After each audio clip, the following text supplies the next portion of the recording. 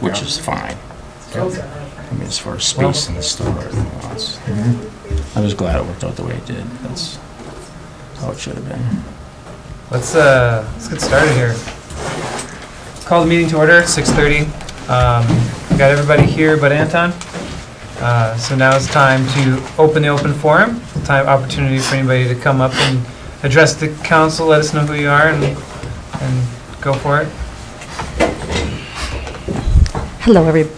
Do I have to? No. No, there's no microphone. You can. Okay, calm down. Hello, everybody. Linda Jurek, Executive Director of Visica County. I'm here for two reasons tonight. Also to support the CEC, but I wanted to address the council on some communication issues I'm having. So since I arrived in Cook County, which was 6.5 years ago, one of the things that we were tasked with was driving tourism traffic in the months of May and June. And that came from Jamada and also the Visit Cook County Board. So from 2011 to 2017, we've grown the lodging tax collection in the month of May, 94%, and the month of June, 67%, and that is just in Grand Marais. And overall, in Cook County, our growth for those months have been May, 58%, and June, 59%. So obviously, do the math. Grand Marais has seen a pretty significant growth. So with that, I just want to say events are really important, and the complexities of event organization is real. And for those of you that have been on the side of organizing events, you know how real it can get. And during our highway construction project, event organization is stressful, but it can be even more stressful, not only for the event organizer, but for the team at Visit Cook County who touches over 40 events every year, whether we're producing them, funding them, assisting outside directors. So the Le Grand du Nord, which we all know is a Memorial Day bike ride, is approaching its 4th year. It was added in 2017. It's grown from 200 riders to 600 riders for this year. It capped out last year. We're expected to reach that growth of 600 riders. And so for many months, you all know I've been at the table with Project 61 and the necessity for collaboration and communication and lifting up this project together with the 3-pronged stool of tourism, business, and our city. And I voiced the importance of that just basically to ensure that we feel the least economic impact during the project. And that can go from signage to communication plans to marketing to hot dog hoedowns to whatever we're talking about. You all know I've been at this table. And we all know there's many layers of permitting in using our roadways for events. So it's very astounding to me that a very, very well-seasoned and thoughtful and thorough event organizer, Jeremy Kershaw, emailed a significant group, our mayor, city council, city administrator, communications manager, sheriff, about some questions about this year's event. And he sent his first mail on February 5th and got 0 response. And so then he did a follow-up email, and he heard from MnDOT that his planned route, the first email was really about the safety of the finish. Like, help me design this city. I want this to be the best event possible. And the guy is thorough. You know him. He's great. So he didn't get a response. He sends a second email on Monday morning saying, wow, MnDOT says the road's closed down. I respond very thoughtfully to the same group of people saying, hey, here's some ideas. Let's help Jeremy. No response. So this isn't about the event. It's going to happen, and we're going to work through it. But I am completely bewildered by the lack of courtesy in no response to Jeremy Kershaw and or myself with my second email. And I really feel like I need to say this to this group of leaders. We're not going to make it through this project if we don't start lifting up the things that are truly going to solidify those questionable weekends. And May 23rd of this year should not be a big question mark. So my question for all of you to take home and think about is, who does Jeremy communicate with at the city level when he needs a response, or at least can receive acknowledgement that his email has been received? It's really important to the standards that we're going to set for this project, because 2021 is going to have a lot more variables than this first kickoff of 2020. Thanks. Thank you, Thank you. Linda. Linda? Yeah. Anybody else? You didn't email the city council? Come on up. I never got it, no. No. It was, First I've heard of it. I was in on that No, that it wasn't email, us. and I responded 2 days ago on to the second Francis one. Jarko. Yep. I am now a member of your city, so I can speak to you. You always could speak to us. Two things I want to speak to. You're going to get a proposal from CEC, and I think it's very well done, and I hope you will accept it. It's a nice way to use up our elm trees. And the other thing I wanted to mention, I don't know if it's on the agenda tonight or next time, but the dividend one on energy saving. I think that's very important. Energy is a huge problem. We've got to do whatever we can to start improving our atmosphere. So that's all I wanted. Great. Thanks, Frankie.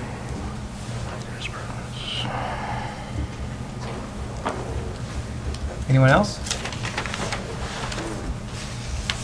All right, hearing nobody else, then we will close the open forum and move on to the consent agenda. Consent agenda has the usual 3 items, and then also has our 2020 tobacco license renewals on it. I believe it to be a pretty complete list of the places that sell tobacco in the city. So unless somebody would like to pull something for discussion, I would entertain a motion to approve the consent agenda as presented. I would make a motion to approve the consent agenda. And, I'd like also to have it be known too that, we had talked earlier about this T21 tobacco ordinance, and I had actually approached Mike earlier this week when I saw the tobacco licenses coming up for renewal, and asked him about, where we were with the conversation about bringing that back before the council. And I guess at this point, the federal government has interceded and created legislation that has now created 21 requirements, I think, across the board for the U.S. So, the need for a local ordinance is not necessary anymore. Yep. I mean, if we understand fully the implications of the federal laws, which I'm not sure we do, but and Craig is a seller, says he is not quite sure he knows what the rules are either, so. No, we were never notified of what the government was doing, but we were notified that the federal government was going around imposing or checking on facilities that were still selling at 19 and warning them that they should be selling at 21. So Well, we'll just have to keep. I just went to 21. I don't know what everybody else is doing, but that's what I'm doing. Because I think it's kind of the norm that it's just funny that you weren't like officially notified that this is what you have to do. Right. It's like you kind of heard it from the grapevine. Okay, we'll do it. But Right. We'll have to just keep our ears to the ground on that one to make sure that we're giving people the right information about it too. I mean, I assume. yeah, I mean, maybe a memo out. You guys have the few licenses that you do have. Maybe just a letter. I mean, you don't have to send one to me, but make sure everybody's kind of. I mean, maybe you don't even have the authority to do that. I don't know. I mean, I wouldn't say that any of us are experts on what. no, I that is mean, either. you think the tobacco. Bureau of Alcohol, Tobacco. and Yeah, Firearms or would whatever. let the cities know, or the state, and then a trickle-down effect to the cities. That's That right. hasn't happened. No, But that's what we were hoping to but get. I'm selling at 21, and they're streamlining their vaping products to adhere to the federal government rules on that. So that stuff is already in motion already, so, yeah. Cool. So Well, it's a good thing. We have a motion for the consent agenda as presented. Is there Is there a second for that motion? I'll second. Motion and a second. Any further discussion on that? I mean, we kind of covered. Yeah. If you're gonna keep the license renewals correct, you should probably abstain. That's why I'm not saying anything about voting. Fair enough. I won't vote on it, yeah.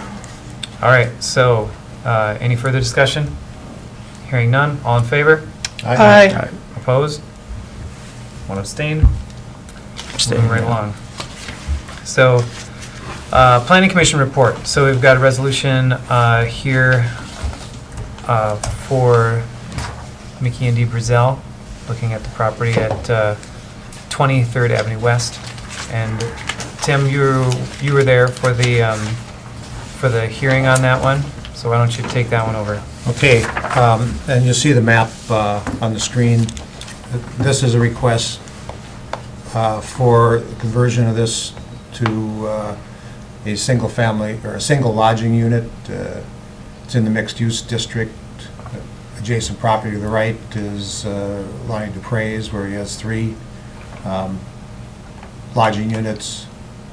Property across the street to the west also has lodging units on it. Below the property is Voyager Brewing. Again, mixed-use district that allows this type of activity. Planning Commission did receive one letter from the neighbor across from the library, the Quicks, that were mostly concerned about the issue of parking, and mainly because of the amount of parking that already takes place on First Street, and sometimes blocking their driveway into their garage. Planning Commission, after consideration, discussion, recommended approval of the request with the stipulation or condition that the owners provide 2 on-site parking spaces, which you can see there's plenty of room for that to happen. Great. I mean, honestly, like, reading through the breakdown of the discussion and the findings on this one, doesn't really seem like there's much out of line or out of space here, you know, as long as the parking spaces are provided. Does that sound correct? Yeah, and there's a lot, even the parking issue, there's still a lot of on-street parking available, you know, I mean, Voyager uses the on-street parking, you know, The library uses the library, on-street parking. library uses on-street parking, you know, the people that own those properties, you know, not only this property, but Lonnie's property are doing on-street parking. But there still seems to be, for the most part, working out. But we did recommend that there be 2 on-site parking spaces provided. Cool. Is there any further discussion on this? Otherwise, I would entertain. I would have something to say about that. Yeah, come on up and talk. If you want to talk into the microphone. Excuse me, coming through. Tell us who you are. Mickey Brazell, I'm the owner of the property, me and my wife. The parking really isn't an issue at this point, but there is a thought, and there was a thought, and we don't know if we're gonna go forward with it or not. But I wouldn't really want this to be hinged on the 2 vehicle parking in that lot, if it didn't need to be. Because there is a possibility that we were thinking of having a garage where that, or another little rental that would be higher, that would be a double duplex. That would be right there where you're probably considering would be the northeast piece of that picture. I mean, there is that possibility that we've been toying with, so I don't know if we're gonna go there or not. We really probably wouldn't. I think you'd But probably the- have to come back to the planning commission. Right, Any but I process mean, all the over on-street again. parking, I mean, if we had, you know, there's parking all the way around there, and we could use the other piece of that yard then for parking, so there could still be maybe 2 on there. But I was kind of not sure if I just wanted to just bring that out into the open right now, that was something that we have thought about. At this point, we're not considering it, but Yeah. Well, I think we'll cross that bridge when we come to it. Right now, we've got the request for the conditional use report for this particular usage. And you have, like you said, you have plenty of room for the parking, and as long as you designate those parking spaces for the visitors to the property, then that seems to be the limitation that would need to be overcome for this. So, for this conditional use that we're talking about right now. So, is there any other conversation about that? Well, hearing none, I would entertain a motion to approve resolution 2020-02, the binary resolution. I'd make that motion. Motion, is there a second? I'll second it. Motion and a second, any further discussion? All in favor? Aye. Opposed? Carries. thank you. Great. Moving right along, next we have a document that's provided by the Creative Economy Collaborative. So this document is a draft summary of some guiding principles that would speak to a process for proposals that come to the city for public art, and that allows for a standardization of that process. So I don't know has everyone had a chance to look through the document as presented? So if something is brought forward by what this is saying for the guiding principles, who makes decisions based upon these? Is it the collaborative or is it city council? It's the city council makes the final. Well, do you guys want to come No, up and that's discuss as well? not my question. We can come. Come on.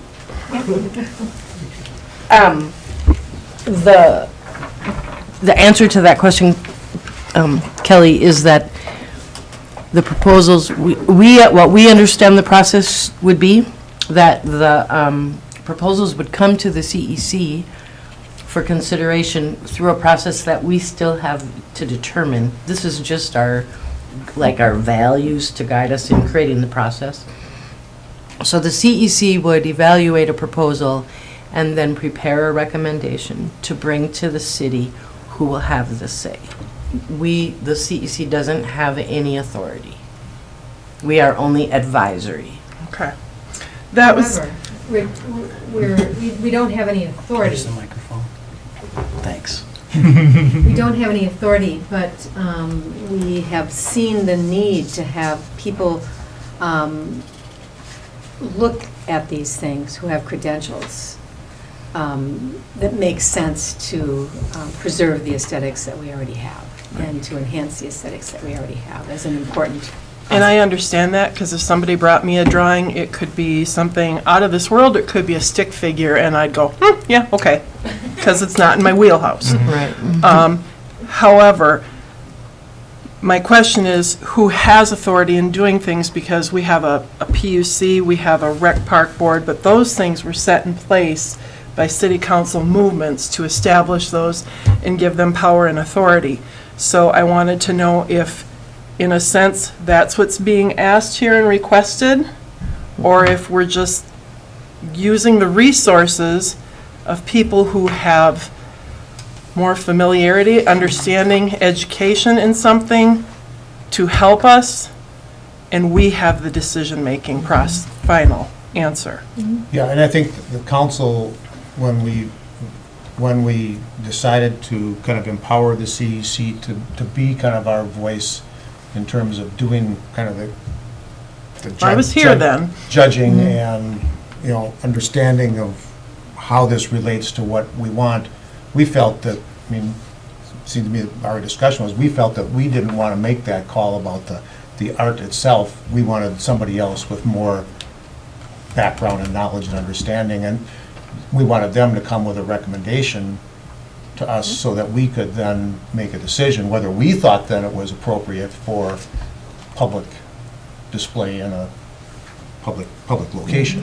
Yeah. Right. Again, my question goes back to what is this trying to establish as we do guiding principles? Who has the overall authority, I know comes back to us, but if we're yet again establishing another board per se, then I think that would be something that we need to talk about in more length than just what we're doing right here tonight.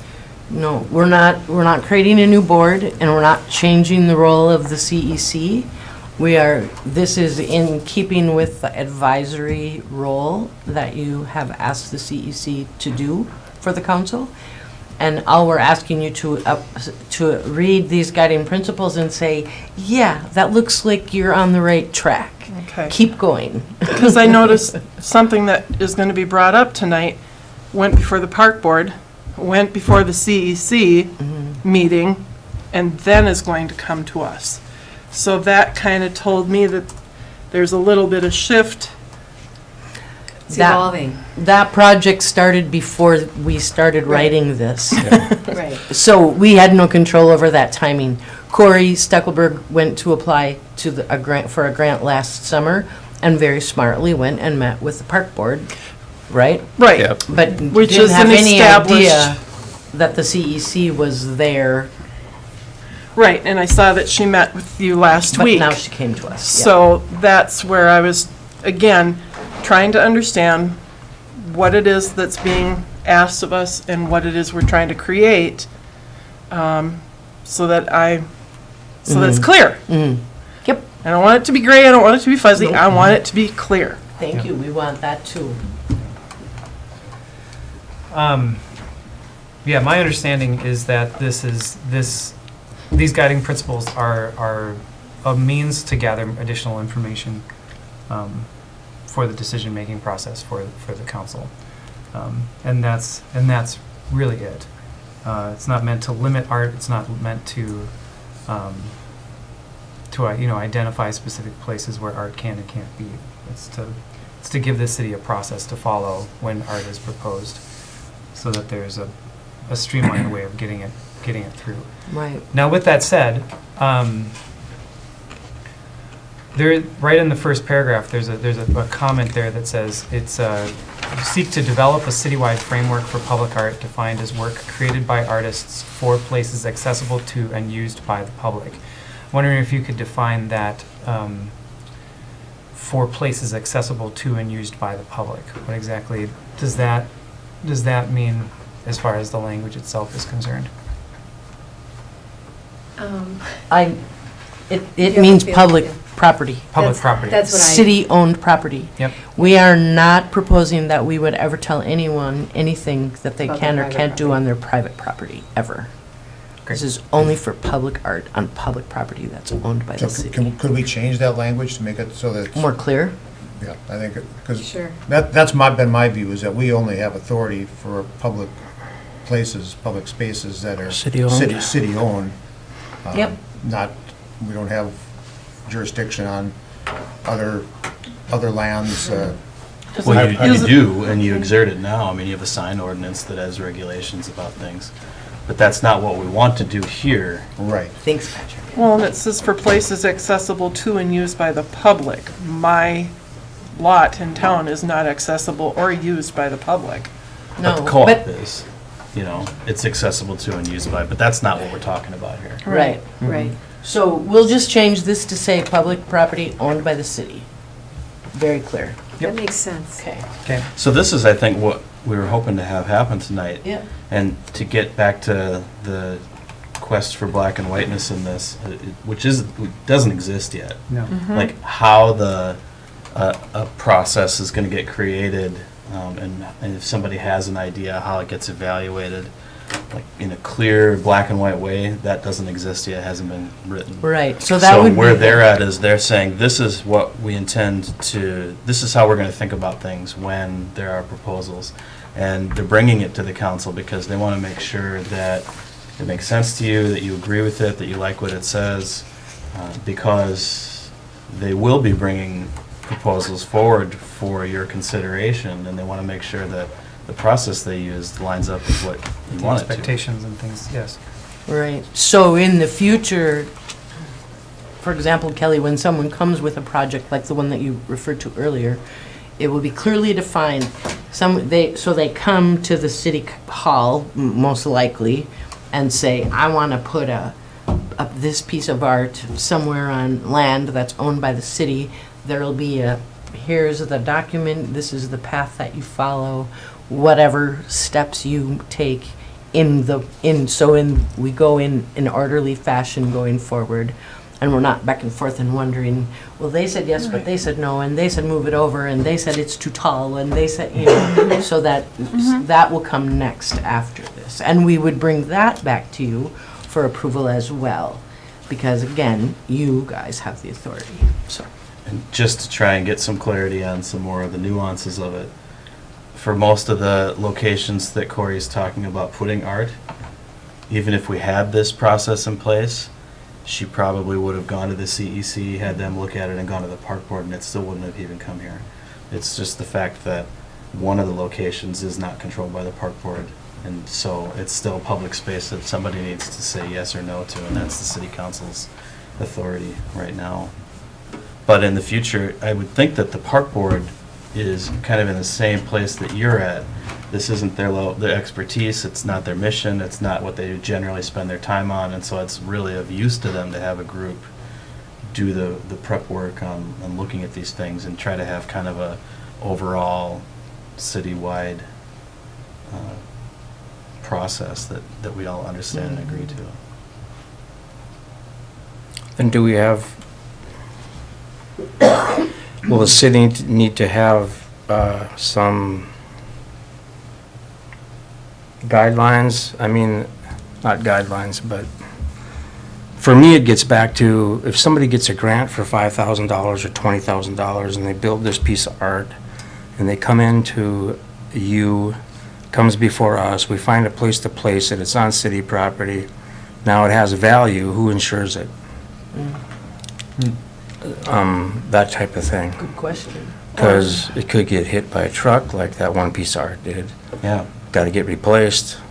Well, it doesn't have to. So Well, who does well, true. I'm just caretaking, saying, there might be, that might evolve into part of this whole project is maybe guidelines. Maybe at some point in time, the city might develop some type of guidelines, what they decide on what they want or don't want, because you could get some really abstract stuff that you go, well, that really doesn't fit the character of our town. So we're going to say no to that, you know.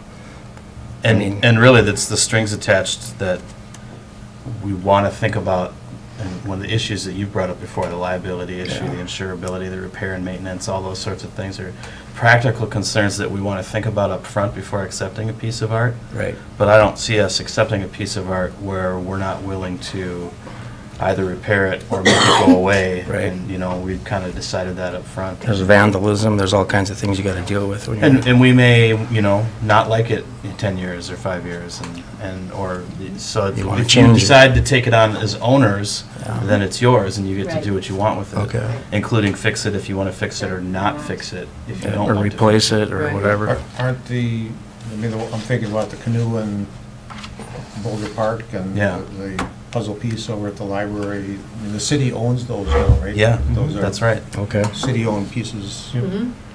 And so the city has a choice when one in Boulder Park was damaged to decide to do something with it or Yeah. to, And in terms of liability, we have insurance coverage that would cover a public art installation already. It wouldn't cost us any more to do that.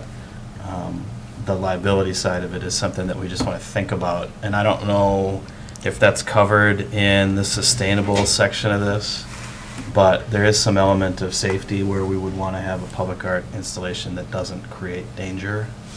And, we're covered, our liability coverage exists, but that doesn't mean we want to take something on that we think would require its use. Well, and when I start thinking, so 10 years, 20 years, council looks at this stuff and says it's not fitting what Marais wants anymore, we want it to go.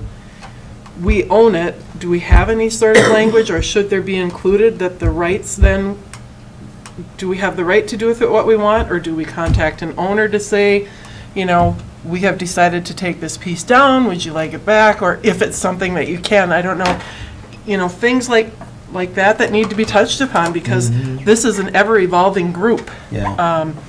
If 3 people say, it's not what I want in my town, then what happens to it? Which, You're talking if about we own it, like a process of review or something? Well, maybe a guidelines of some type that the city council like, has yeah, that some sort of- fits certain guidelines like we do right now to approve a conditional use permit for something. Maybe one of the guidelines would be, is this a safe piece of art? You know, is it, Well, that's what You I know, would hope that That's what- this you group. want them to have to do that Yeah. What? before they bring it to, okay. Yeah, I mean, that's just part of the initial Yeah. review of anything. And- Yeah, right. I would suggest that with Screening the- process. Yeah, what the CEC would probably do next, if you agree that they're headed in the right direction with these thoughts that they're sharing tonight, then they would go and look at all those kinds of things. And I bet one way that will start that whole process is by looking at public art policies that exist in other cities. Yeah. And we'll take the parts that we like the best from work that other people have already done and try to be all inclusive in our thoughts and, Not you know, recreate the and then wheel. bring it to you and say, what are we missing? What do you like? What do you not like? Work with us to make it, because it will be your policy again. It will just be another recommendation from the CEC. And this is, and just to be clear too, these guidelines do not, or these guiding principles do not change the decision-making process for the vetting of public art, you know. right, and so- that's what I wanted to establish. I appreciate everything that you're doing, like I said, it's not in my wheelhouse, but I think that needs to be spelled out, and that it needs to be crystal clear so that people understand that, and we've done that tonight. And this group is not a city board. Right. You're not appointing their members. You don't have any authority over what they do, and they can't make you do anything. Right. It's just a relationship where this group has created itself because they all saw a need and had some energy and expertise that they were willing to put towards it. And you recognize the value of a partnership, but that's it. There's nothing more official to it than that, and as long as it continues to work well, then so be it, and if it needs to evolve, it can, and Yeah. And please know that, so the EDA provides staff support to the CEC, so anytime, any day, any question, you can always reach out to me, and if I don't know the answer, I'll bring it to the group for the response from all of them collectively, if it's that kind of a question. But we just really are wanting to do everything in the best interest of the community and the arts in the community, so. So the hope is that that having these guiding principles and having a process like this established will actually encourage more artists to follow the process and thus get their art placed in the community And in responsible ways. perhaps a venue for people to contribute money for public art. I mean, this sort of starts the conversation about public art, and we haven't had that before. So Great. it also creates a way to gather funding. I suppose. That'd be great. So, Yeah, and to funnel money. okay. Does anyone have any other questions about this? Any thoughts, feelings, anything they want to throw out there? Thank you for your work on this. Yeah, so So are you looking for a motion to actually support this, or to actually move this on for their continued work? What's the process that we're looking at? I think we wanted to get feedback, and that's happened already. Nothing else has to be done tonight. If you want to make a motion, you can. yeah, I wasn't thinking that it would be a motion per se. It would be more so just the nod, and saying, that this is in fact the direction that we want to go in. We want to have this process identified so that we can make sure that this is easier for artists to do.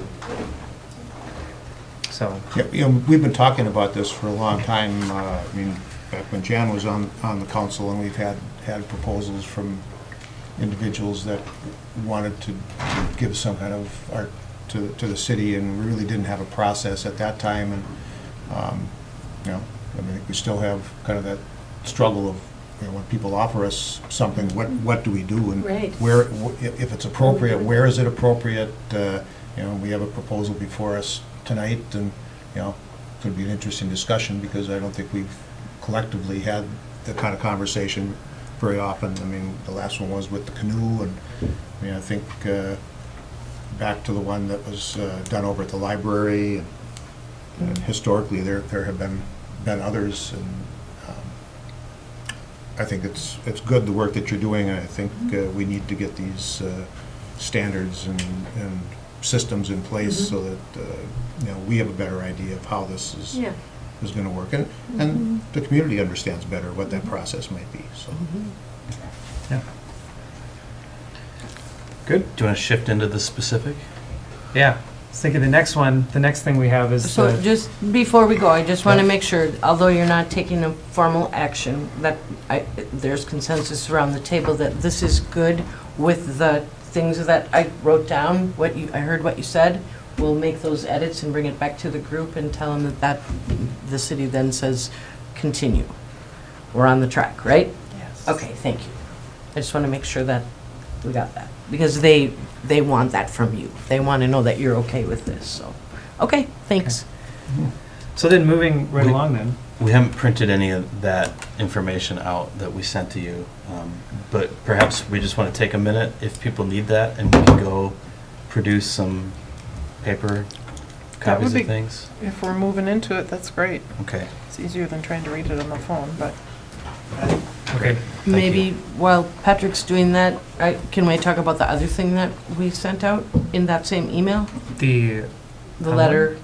letters of intent. Call for letters, and that's just totally informational, Mhm. while we're waiting, unless you want to do something else. I think that's probably fine. Okay. You know, yeah, go ahead. So, I was just going to to give an introduction, but sent you it can do that. out to all of you to know that the CEC is moving forward as they were asked to do. You know, again, it was trying to figure out, it's like trying to build a plane while you're flying, you know, like we don't know how this is going to go. We don't know how many people are going to be interested. So the best thing that we can do is to send out a message to artists and craftspeople and say, let us know if you're interested. And I don't know if people heard the interview that I did on the radio, but in my rose-colored glasses world, I hope that it's magical and we have just the right amount of wood for just the right amount of requests. And, you know, that people can use it for public. But again, if it's a public project, then it would go through this process that we're creating somehow in the steps of what comes first, you know, the project or the process. And then other people can ask for wood to take it home and use it for their own private purpose, whatever that is. So, And it says in the letter here, just to summarize while we're waiting, that the wood that's available, 5 to 6 cords, 12 to 30 inches in diameter, up to 9 foot lengths. So it's a fair amount of wood. I mean, depending on the scale with which you look at it. So the concepts of, yeah, right? You see more than that every day. But, it wasn't a fully loaded logging truck. and the call for letters of intent includes a bunch of questions about where is this going to be, how are you going to be using it, you know, all of that, you know, those questions that we'd have to go under to make sure that if we do grant wood or give wood to people, that we can trust that their project will happen, you know, in the way that they tell us it will. Yep, so. So the question I have with that is, how will you prioritize or distinguish between, you know, if you get multiple requests for the wood, you know, how to, you know, break it out and split it up, or decide who gets and who doesn't get, or how it's, yeah. I mean, it seems like it's pretty open-ended at this point. It is. And And maybe, so people have until, I think it's the end of March to submit their letters. 24th. And then we have some time to, between now and then, you know, maybe we'll talk about that some more, like what if we have requests for 20 cords of wood for projects and we have to figure out what to do? It's a difficult, well, it's, again, it's building a plane while you're already flying, you know, we'll figure it out. But we're not asking them to take it and bring it back and Right. give to the city, right? I mean, Right. if somebody wants it for something at home, Yep, Right. you We know. just want to find good I mean, homes for it. Yeah. that's just it. And right. I don't have a say. If somebody wants to take it home and burn it in their wood stove, I mean, that's their prerogative. You maybe have better uses for it than that. Right. I would like a little higher batteries, but. Well, absolutely, but I'm Higher kind of priority than on, I'm more. kind of on the end of the spectrum that But if we're not doing anything with it, us, Right, and you're finding good uses for it, yeah. for me personally, So we're- I don't care. Yeah. You know, Yeah. I don't need to be, if we aren't gonna use the wood for something, I don't need to have a say in what somebody else wants to do with it. If you Right. find somebody and great options and people come to you, wonderful. But if you have one option that wants one cord and nobody else wants anything, Then we're then good. that's what it is, Yep. you know? Exactly. Yeah, I don't Makes think sense. this has to be more than it is. no, right, I don't think we want to make this be, well, I know we don't want to make this be a problem. We want this to be an opportunity for some memories to occur, some honor of the trees, some peacemaking, and perhaps some public art will come out of it. And, you know, I mean, I have had, so the one piece of wood that already went out from the pile went to Josh Tolkien, who's doing a replica of a herring skiff as a partnership with the Cook County Historical Society in North House. And he got a piece of the wood to use for the stem of the boat. And to me, that was like, well, that's easy. Of course, I'm going to just go get it, Josh. That's perfect. You know, there's no harm that can come from that use of that piece of wood that I can see. Well, Well, that I can see, see the boat or that I want to see. As long as I'm not in it, I won't. But, you know, I know someone who, and I don't want to give out any names because we don't have anything in writing from people yet, but I've had conversations with people. So someone who has said that he's thinking about building a table that he would donate to the library or to the city hall. You know, that's a beautiful thing. Everybody walking in one of those buildings could see that thing there, you know, that's nice. And what about in the new city hall? What if we did some trim around some of the windows or doors in some of the spaces, or, you know, so some of that kind of public. But again, if people want to take it home and turn it into breadboards or whatever, you know, I mean, it's just gonna, we're just gonna see what happens and hope for the best outcome, that's Well, what. I mean, I think the conversation I've heard from a few people when the trees are coming down is that if we could just save that so that it could be used for some Yeah, purpose. some good use. Some purpose. And, you know, I think that's what we tried to do, you know, by having Doing it this. stored and saved, Yep. that it is available for that, and that it's not just gonna be somehow just disposed of. Wasted. Right. Yeah. So, We did learn from a local person who knows a lot more about wood than I ever will, that elm isn't really suitable for outdoor art installations unless there's a commitment to continually maintain it and seal it and treat it and do whatever you have to do to keep it in good shape.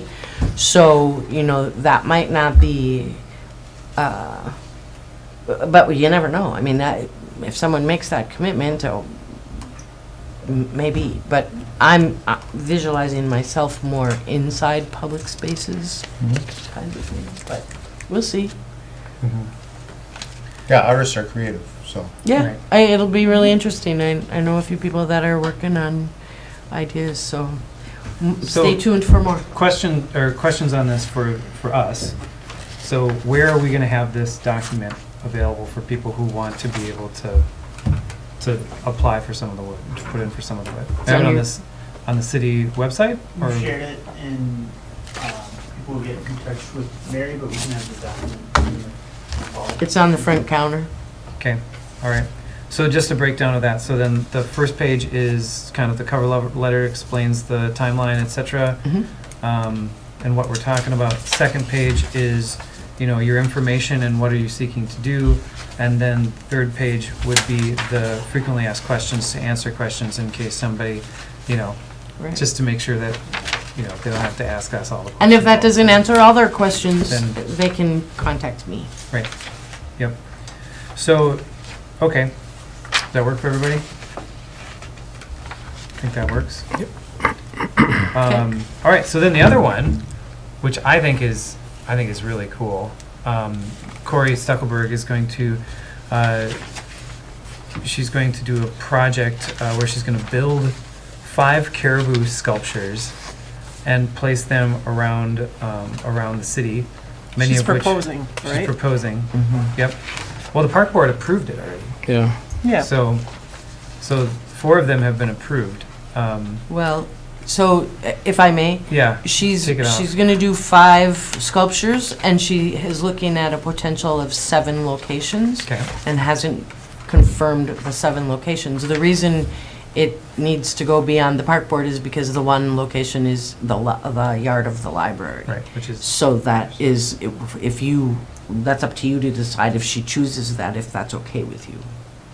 okay. That's- So she's got 7 spots. Yeah. 5 And caribou. 5 caribou. Gotcha. They're gonna move, maybe. Gotcha. So the question, the ask is really, can this piece of art be on the library green if she selects to If put she it on selects the library? I think that's my understanding, because the park board has its own authority on those other lands, right? Right. Okay. Okay. Well, does anybody have any thoughts on that? Yeah, I mean, just looking at this, yeah, I mean, I like the idea. I mean, I think it's, you know, very creative and, you know, kind of interesting. The concern I have is that, you know, it sounds like they have to be somewhat maintained, kind of taken care of. I think the and- whole idea is that they're not really They're not going to be maintained. maintained. I mean, it's- They're gonna, I talked to her, I ran into her around town, and I talked to her for a good long while about these things, and the development of these is kind of their decay, to see what happens. to see what happens. And so I think that's what's really attractive to it, to me, is that I think it's very if natural. perhaps she might pay attention to them if a big wind blew them over or something, that like maintain them in that sense, but not Yes. on a daily basis. Right, that was my thought, is that if something happened to them. But again, if we're talking about art that becomes city-owned property, See, I don't think this would fit into that circumstance. It's This a is more temporary. like This is temporary permission for her to place these, but her intention is to remove them at the end of the year. so they would only be. I don't there think we for need for to one take se- ownership one or se- there's any one purpose season. in Maybe it. longer. They might be Maybe until six months, the but- spring. She wants the leeway to see what happens through the fall. Okay, Because that was it kind might of, be kinda cool to see maybe what where I thought happens. there was some maintenance, that she was gonna take them out and maybe put them back in, but if she takes them out, they might just be gone. It's a short-lived No, intention. well, that's It's it. a I mean, 1 year. there seems, Yeah. the life of Yeah. these might be Yeah, relatively short. Right. They're wood frame Install in with- May. With fabric Yeah. and textiles that, Yeah. you know, obviously are gonna deteriorate. yeah, and they're gonna Mhm. change, they're gonna change. Yeah. Yeah. So she's talking about putting them up in May 2020, and then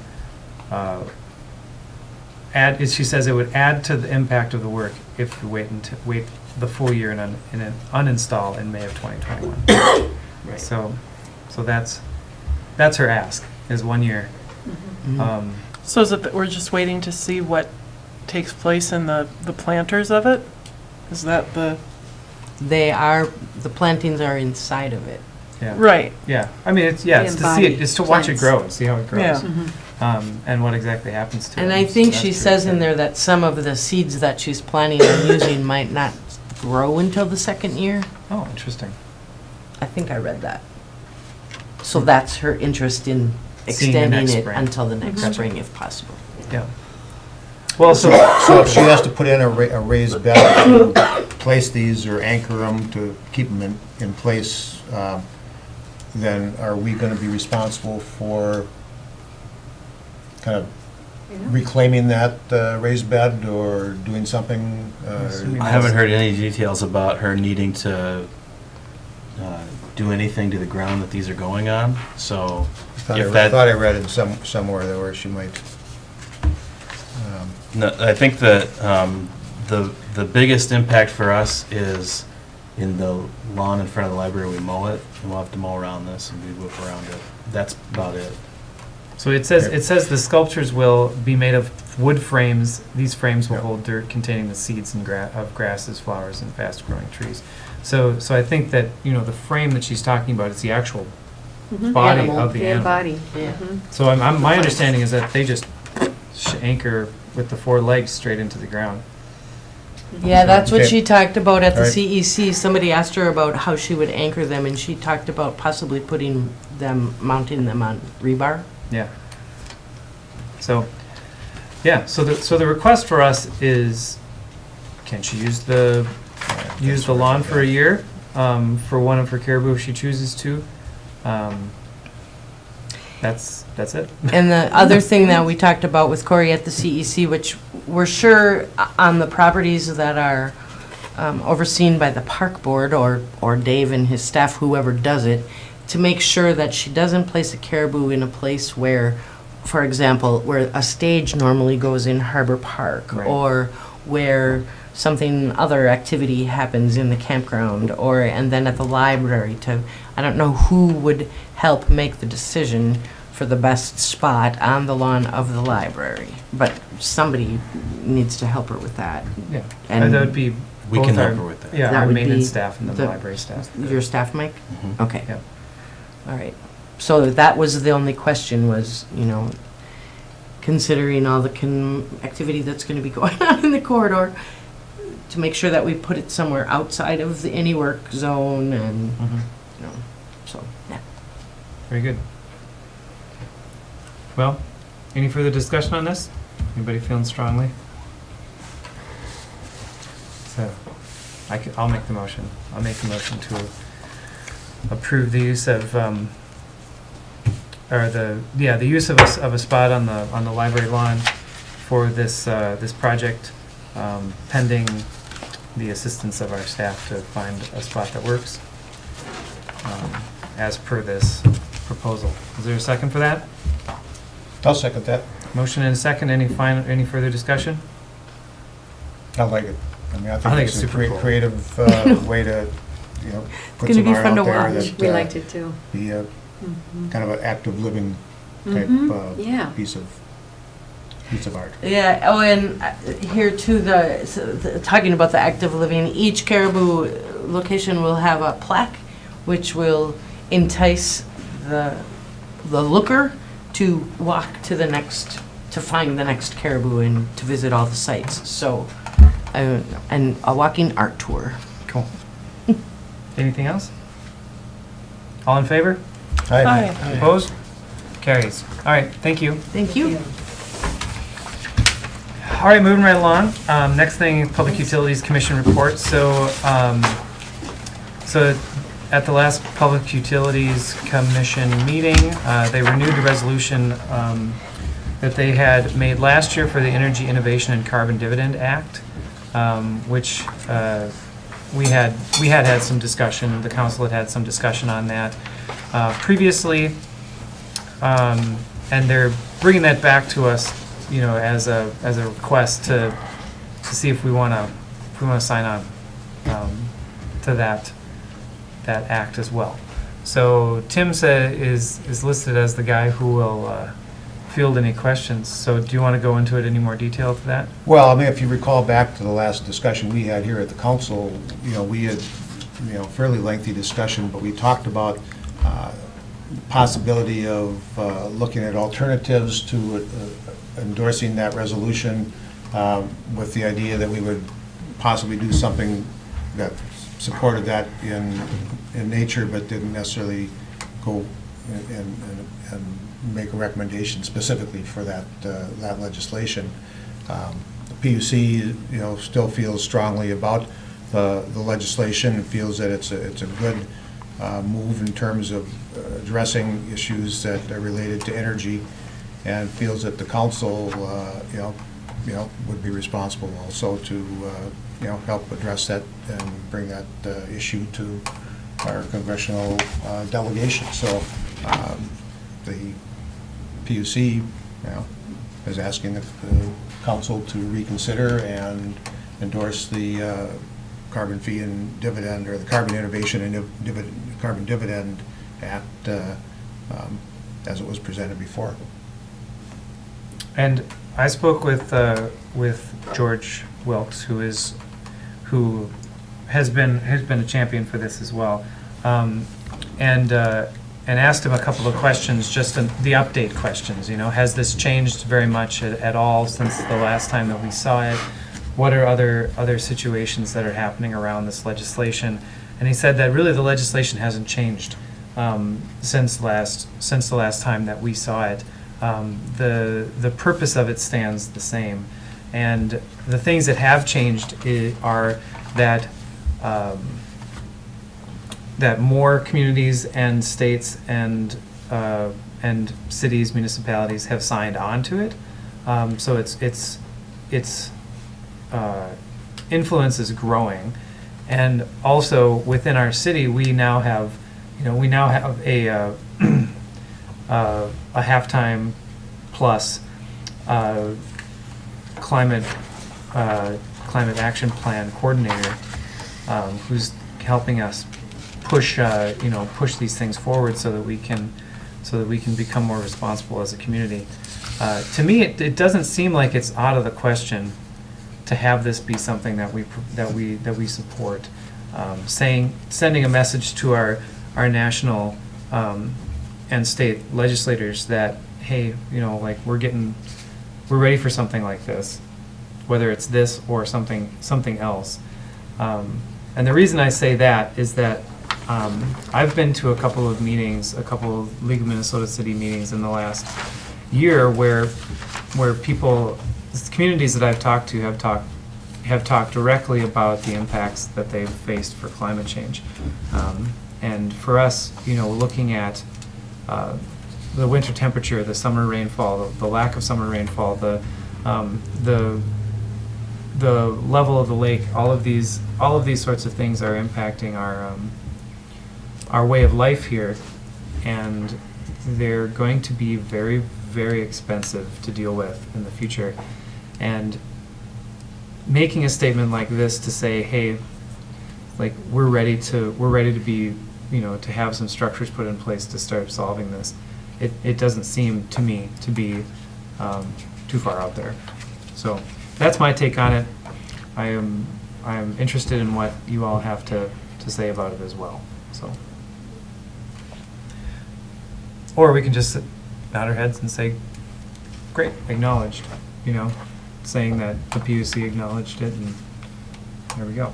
So there are the options. city has, adopted our climate action plan, and we're, I think, trying to make what I would say small steps to impact a global problem, and this is the kind of thing that has to be addressed on a much broader level. I mean, national, international.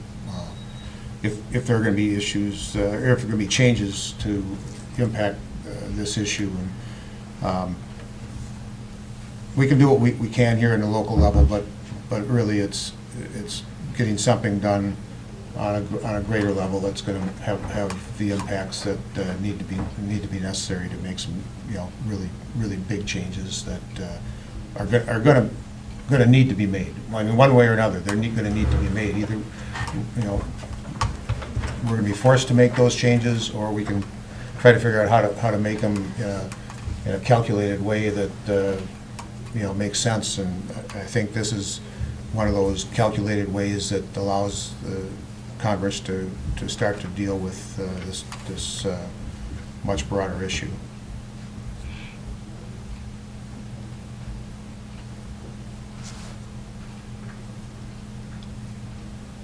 Any other questions on this?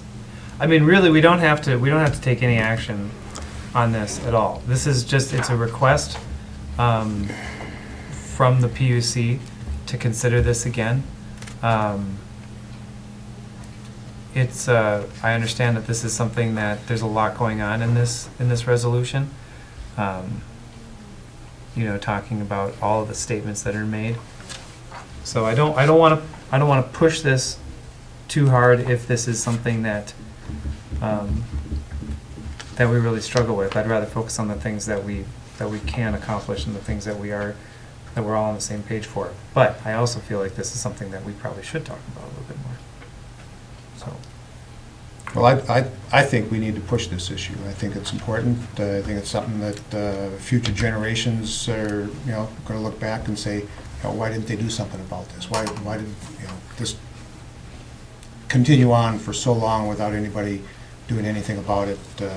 I mean, all we can do is ask to see if Congress will take action and make changes that really will have some impact. And with that, I'd make a motion that we support this resolution. I don't know what the number is. I don't know if there is a resolution number on this one particularly. It's just this is the language that was provided for us for it. So we'll have to write a resolution number on it. So that's a motion. Is there a second for that motion? Well, just to keep it going, I will second that motion.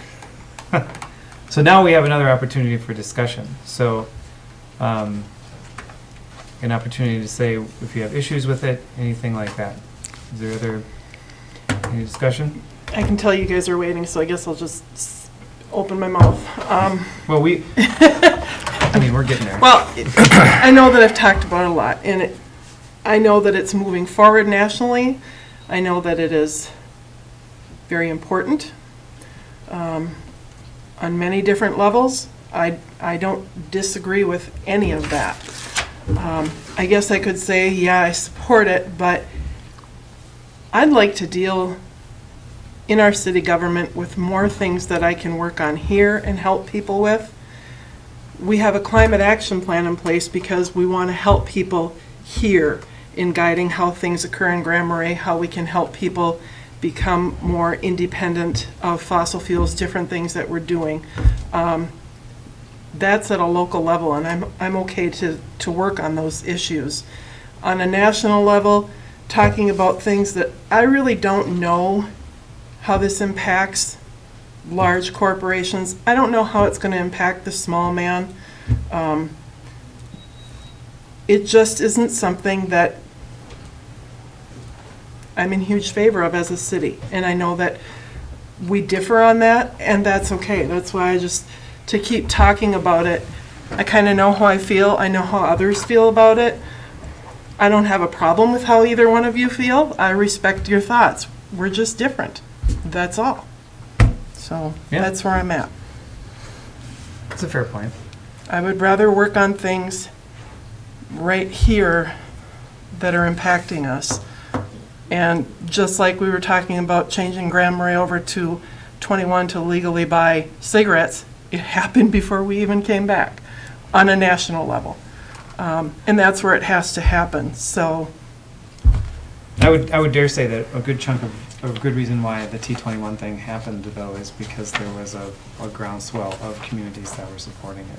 So, you know, to make just following it. Yep. So, Greg, you're occupied over there. Probably have. Well, I kind of feel like Kelly does as far as things we have to deal with on our level here, but there's, you know, this is one side of the agenda. There is another side of this agenda that we never talk about because we're politically charged one way and not the other. So we don't see the other view of this or the questions that this brings up. There are questions that this brings up, but we don't look at that. You can search and read all about this and the pros and cons. There are cons, there are pros. But my thinking is this carbon fee that's handled by the government and kicked back to the communities, who knows how that's going to work? And I think that the rural communities are going to be the ones that probably are going to get affected worse by something like this because it's, you know, the refunds are dealt back per capita basis. Well, how do the rural communities sit with population when this money's supposed to come back? And I worry about inflation of cost and goods, trucking stuff, utility rates, gas rates. We don't know the outcome of this, and it's kind of scary to hand this to the government. If the government passes this, it passes it. How are we going to control that? But to support something that has a lot of questions in it, for me anyway, maybe not for Tim or maybe not for you, maybe you guys know all the answers. I don't know all the answers to this. I only know, I read about the people who are pushing this, I listen to what they say, I listen to the people who are against this, and they both have information that does make sense, but how it's going to work out and how it's going to play out, you know, I think it's, you know, we can put our message out there saying we support this, but I think it's way over my head on how this is going to function and work. And I think we have a lot more important things to worry about at our level of government here than this does. I just don't, you know, that's my feeling. I kind of feel like Kelly does. And I know it's part of the PUC's push to do this, and I know it's wasn't part of the Climate Action Plan, but it's getting shifted into that avenue. And this really, in my opinion, you know, it is a pretty big political football is what it is. And I just don't think, why are we playing with those things here? I didn't, you know, I don't think it's our city council's spot right now. That's how I feel about it. Okay, I mean, That's how I feel about it. I hear you, yeah, and I echo a lot of the concerns about the administration of a program like this. Like, this is calling for, like, this is a huge program. You know, considering how much carbon-based fuels we consume in the United States. The United States is now the largest producer of carbon-based fuels in the world. I watched a program the other night, and the cars being produced in 1980 versus the cars being produced today, they're 99% cleaner, just in that period of time. So I'm not saying that that's the answer to everything, but what I'm saying is Changes are. Companies are being forced to change how they do business. They have to, how they build products. And it's engineering, and it's, you know, development, and it's everybody seeking to do something better. And, you know, I think that plays out a very important role in how we function and operate, rather than, you know, carbon dividend taxing businesses, companies, corporations, and then let the federal government decide where this money goes. I just think it's kind of a risky thing in money handling. Truthfully, That's how I see it. see some of it destroying rural America because of things that have to be done. What you make in a rural area versus what you make in a suburban area, and not to say they don't have $12, $14 an hour jobs in Minneapolis. I'm well aware they do. But I see a lot of things happening that are bit by bit breaking up rural America. And this goes all the way back to my years in healthcare and what I've seen happen there, and watching, there are hospitals and clinics in rural America closing left and right. Schools closing left and But the right. things that are happening now is Governor Walz is wanting to do an incentive for electric cars and different things, and that's great. But at the same time, what's happening within our own state, while a governor wants to make that push, is we also have a whole side that wants to not have mining occur here for the very things that help to get the electric cars moving. We want to say it's got to go to somebody else, put it in somebody else's yard. If things don't work out, I see an Iron Range that will not be in existence very well 20, 30, 40 years from now. It's not great now. But again, I don't want to get too political. I understand what they're saying by this, and it's not that I disagree. Please don't misunderstand that piece, that I don't want to be careful with the environment and what my son, my grandchildren, my great-grandchildren will live in. But I don't find this to be the answer, and it's just not where I'm at right now as a counselor.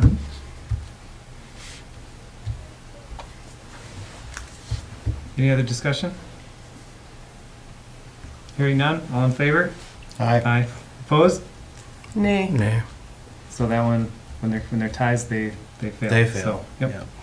But thank you so Thank much you. for the conversation. though. Appreciate Like, that. like really, the exercise of doing that is to have that conversation Yeah. and to understand like where we're at, you know, as a council, as a community on that. So I really do thank you for that. Like, it really helps me understand a lot better Well, like I of said, the you challenges. know, that Well, we this have. type We of can- thing is we can like, be I mean, there's a different. lot of people Yeah. that are for this, there's a lot of people that aren't for it, there's a lot of people that say, yeah, I can kind of see the middle of the road of this and Mhm. that thing, so I mean, you know, I think it's nice to have the debate where you could bring in people who can debate both sides of all these issues, but you know, we're not, Well, and I think. when George comes in here for 2 hours, I don't see the other end of that, the other side of that. I see his, I see all the legwork he's done, but I don't see the other side of it. So I'm kind of sitting like, well, okay, I question this and I question that and I question this. You know, I just, I think that's my thing. My That's- attitude is that, you know, I think something needs to be done to address climate change on a much broader level, on a national and international level.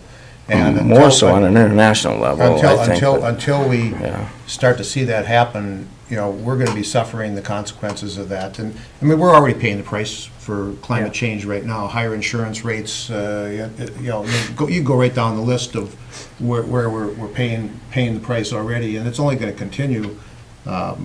Gas went down 10 cents today.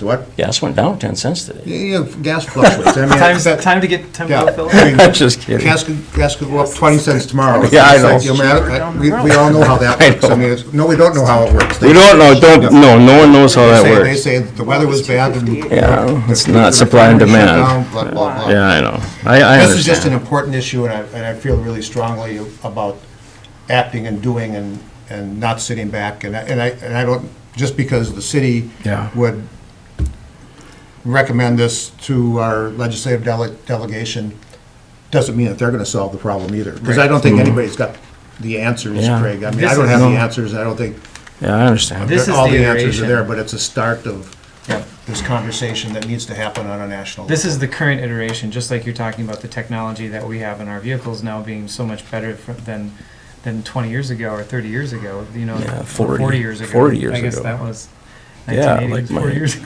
Right. Seems Well, like it's compare it almost to 20 the years ago. Oldsmobile I got in my garage versus the pickup I got. Right. So then we look at that and you look at the language that's in these resolutions and in these acts, you know. I mean, as we get better technology, these things are gonna change, but we also have, I think we're running right up against the time clock on it. So, you know, this is the tool that we have available to us now because it's the one that people are working with. So it's gonna change, it's gonna evolve, you know, but we as a council, we as a community need to make sure that we're paying attention to it. You know, Well, I think a when it lot of people are changes paying those sorts attention. of And things. I think we can do So- that through our climate action plan and some things, and again, you know, Yep. but I've been in an area, and I will again go back and say, Social Security and Medicare, when we're gonna actually let the government figure out how to get money and distribute it to us without, Yeah, healthcare. Yeah. Okay, cool. Well, I thank you for that conversation, and I'm ready to move on. You guys ready to move Yeah. on? sure. Okay, so the next item that we have on the agenda is a, you know, this is like a drum roll thing. So the library board and city administrative staff did the interviews for the library director. We had two really great candidates, and the decision was made to hire Assistant Director Amanda St. John as the library director. So that's their decision, hoping that the council will approve that. So what do we think? I would make a motion that we hire Amanda St. John as the library director. I would also like to say congratulations, because I believe if you have a very good qualified candidate within, promoting them sends a really good message throughout your business, and I am happy that it happens. We're really lucky to have Amanda. So is there a second for that? I'll second that. Motion and a second. Any further discussion? I'll just reiterate, we're very lucky to have Amanda. She's wicked smart. So that's really exciting. Also, something that we should keep in mind, that this is the promotion of the assistant director to the director position, so that means there will be another process. For assistant. Keeps on going, the gift that keeps on giving. That's where we go. Yep. So any further discussion? Hearing none. All in favor? Aye. Opposed? Carried. Fabulous. So, do we have anything in addition to the end? All right, council and staff reports. Craig, you're up. I didn't, did I make I can't remember. No, I don't think, I didn't make the last park board meeting. I didn't make the last one. I was home laying on ice, Yeah. Well, I hope you feel better. so I didn't make that meeting. All right. Seems to me. As a matter of fact, I the think update was in the Grand Marais paper, wasn't it? I think that's where I saw it. For There was, the park board? Yeah. they have a Because they were story. talking about yeah, it was at, it was, potential golf course rates and Right, it was possibly in the increasing paper. a little, and, yeah. they had written on. January reservations are off. Yeah. Just read about it in the. Yeah, Right, I think yeah. I read it in the Yeah. News You'll Herald. get the minutes of it soon. We kind of talked about those at the previous meeting, yeah. Okay. All Yeah. right, Tim? Couple of meetings, Active Living Steering Committee, we had Safe Routes to School meeting with, as part of that. We're working on a new plan for Safe Routes to School. Hopefully be completed late spring, early summer. Is that kind of the timeline? I think that's, I thought there was a timeline here. Somewhere in there. But at any rate, they're working on that, obviously the issues of school zone, highway construction, all the things that are going on, the improvement with the addition of the sidewalk between Highway 61 and County Road 7 by Great Expectations is going to happen. There's been talk about additional training and work with the crossing guards, marking more crosswalks, lots of stuff. So maybe some good ideas, hopefully get more kids walking, biking to school, make it safer for them, give parents a little more ease in sending their kids out the door, going to school. So, Planning Commission, we had a report from the consultant talking about the housing options. If any of you are interested, you can probably stop by City Hall. Mike's office has this information, looking at a lot of different options right now in terms of different housing styles and types and possibly different lot sizes. Steal that, Tim. Just to peek here. Yeah. Lot sizes, lot widths, setbacks, dealing with all the things that create affordability issues for building new homes. Sewer, water, utilities, yeah. Well, we're not so much talking about sewer and water. I mean, that's kind of a given that, Right. that it's going to have to be on sewer and water. Because Oh, it's yeah. outside of that area, it's not likely to be Which, going to be able to be built at this kind of density. And we're looking at, possible additions for higher density development, multiple families, units, possible accessory dwelling units on property. So lots of ideas. Planning Commission liked most of what they saw. At this point, we really haven't eliminated, any of the options that were presented. We kind of like to go through their next meeting and start to flesh out some of the ways this really works and what it might kind of feel like in the community. And I mean, I think it's always being aware and sensitive to the fact that people that are already established in a neighborhood might not want to see the change that this might bring, and how we incorporate ideas of higher density or more affordable type living styles within our existing neighborhoods, I think could be part of a larger community conversation, but, Totally. you know, I think this is a good starting point, and I think, you know, Planning Commission felt really good about, you know, where this is, at least where this is going from this point, so. Is that through, is it HGKI or Yeah, HK? what is their, KGI. HKGI? Yeah, you got all the letters in there, right? yeah. I don't, Mike, if there's anything that you think too, that in addition to that. Well, but- let's talk a little bit about the conversation and then our intentions. I think the planning commission, you know, you look at a list of these things and you start to wonder, are we gonna write a code that lists all these things? Is that the idea? Or are we trying to figure out how these work? And the fact is that any one of those types of housing could be constructed given our existing zoning ordinance today.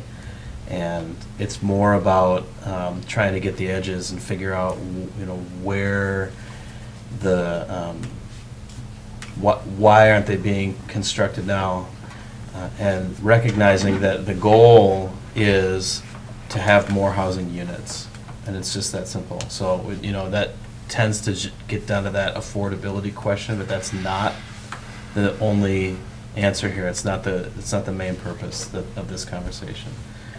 It's just to create a black and white, simple to understand, easy for people to do path to add more housing units in the community.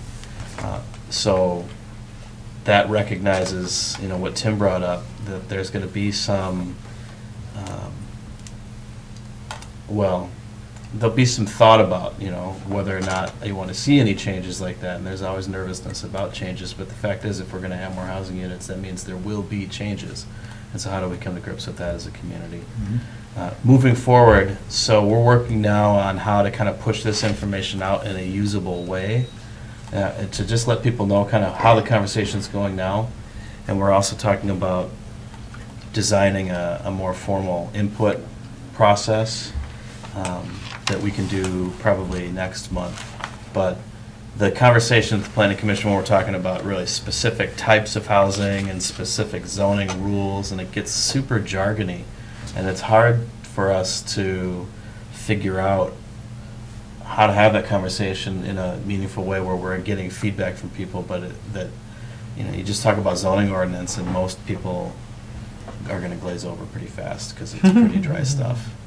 So we're focusing instead on maybe simpler concepts and trying to figure out, you know, instead of talking about setbacks, understanding, you know, what the intention of a setback is, and talking about views, and talking about, you know, how close a mass can be to my property line. And this is all stuff that zoning ordinances deal with, and other cities have gone through this process, so we're hoping to get some help with that and find some good ways to have that conversation. But that next month, we'll be trying to engage people in a little more conversation about it. Cool. Yeah. Anything else?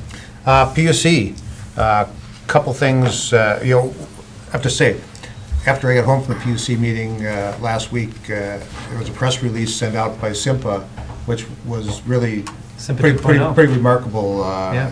That says that they're now going to be, their goal is to achieve 80% renewable energy By 2030. by 2030, which is just a remarkable, I mean, they haven't been, wanted to be tied down to those kind of numbers, but, and of course, with the ownership, their ownership in Sherco, coal generating facility, and debt service still, you know, Looming. yeah, well payable on that, you know, that they're coming up with this, this goal is, I think, pretty remarkable, and I think it points out their, you know, interest and willingness to address these issues that, you know, we've talked about, and looking at those, the costs of long-term costs of coal-generated energy, and, you know, I think that was good news, you know, so. Totally. The couple of the staff members from Simple will be coming to PC in March to present that officially and talk about it. They've been invited to do that, so if anybody else is interested in sitting in with that, you're sure welcome to, and we'll let you know more about it. Yeah, the conversation that's gone on internally in SIMPA in the past couple of years has just shifted dramatically. 2 years ago, I would have had a hard time imagining this press release, and today it makes perfect sense, and Yeah. that's just, they don't just say that and it's a goal. They have staff people whose job it is to figure out what that means and what it looks like and how to achieve it. And so getting to dip down into some of those details and see how does a utility actually function, not only, to have 80% carbon neutral, but how do we then generate the energy we need when we need it, and at the demand level that we need it. And SIMP is a great organization. We're really fortunate to be members of, and this just goes to show the benefit of joint action. Our climate action plan is really going to require that step. Yep. We can't do it ourselves. It's good to have those folks as partners. Yep. Pretty exciting news, so. Cool. And then just one last item is the smart meters that we've started to install, electric meters. Now we're starting to gear up to put in smart meters for water too. So we just ordered first parts, components to begin that process. We'll be starting that effort this summer possibly as time allows. But we're making strides in getting our system upgraded so that we can take advantage of the opportunities that we can have for dealing with rates in a more maybe more robust way in terms of charging for loads during heavy times or light times, different rates, have more opportunities, and so we're modernizing our operation again. That's great. So at least getting started. I mean, it's going to probably take a while to get it completely done because we have 600, 700. Yeah. So I was wondering how many homes. Installations. The electric meters are pretty easy. Yeah. The water meters are. Water meters You have to require get to the home and participation. Yep. Find the meter and. Oh, then you gotta change a meter physically out in the house. Well, we have to lay hands on it. Most of the Yeah. brass pieces Oh. don't need to be changed. Some of the other components do, and the changing is generally not difficult, but the making arrangements to get into people's basements Accessing. can be pretty complex. And that- people's basements. Would that bring about or show maybe anybody who might have some sort of a water loss or something going on? Yeah, That's the Would idea. that bring about? yeah. So the electric meters are, obviously they're connected to the electric system, so they don't have to be powered internally. They communicate on a regular basis. We can program how regular we want that to be. Even just once a day is, quite a bit more robust than we had in the past. The water meters don't report as often, but because they have to run on a battery, they're not connected to a power source. But they've got a much weaker radio signal. We only want them to get to the electric meter with their data, and then it'll take it from there. But we can set it up so that if there's usage at a time we're not expecting it, then we'll get a report on it on a daily basis. So we'll be able to communicate that with customers. This is something that has been part of our business practice. As we read meters, we see reads that are out of line, and we get in touch with the folks as quickly as we can and say, gosh, you might have an issue here. To be able to do that even faster, I mean, I can think of some real messes that would have been able to be avoided. Wonderful. Yeah, that's the idea. That's it. Kelly? And I was out of town most of last week for family stuff, so I missed a bunch of meetings. So I don't have any reports other than discussing things around town with people. Just to close the loop on the T21 that you already got into, today was the day that you had asked for us to have people here to talk to you about it, and obviously that's not necessary anymore. When Chris and I talked about it a month ago, our intention was to see if the League of Minnesota Cities would come out with some guidance for us. It just doesn't, seem like it's necessary with the steps the federal government has taken, so I guess unless you tell me different, we're going to stop thinking about it, so. That's fine. One less space to spend time on. That's right. Anything else? We are adjourned, 7:59. Did we have Stay Chris? warm, everybody. Oh, Chris. Yeah. Voice from above. Voice from the wilderness. Yeah. No, we're in the That's wilderness. us. You're in the cities. He's in St. Paul. I found it interesting in Corey's letter in the proposal, she picked the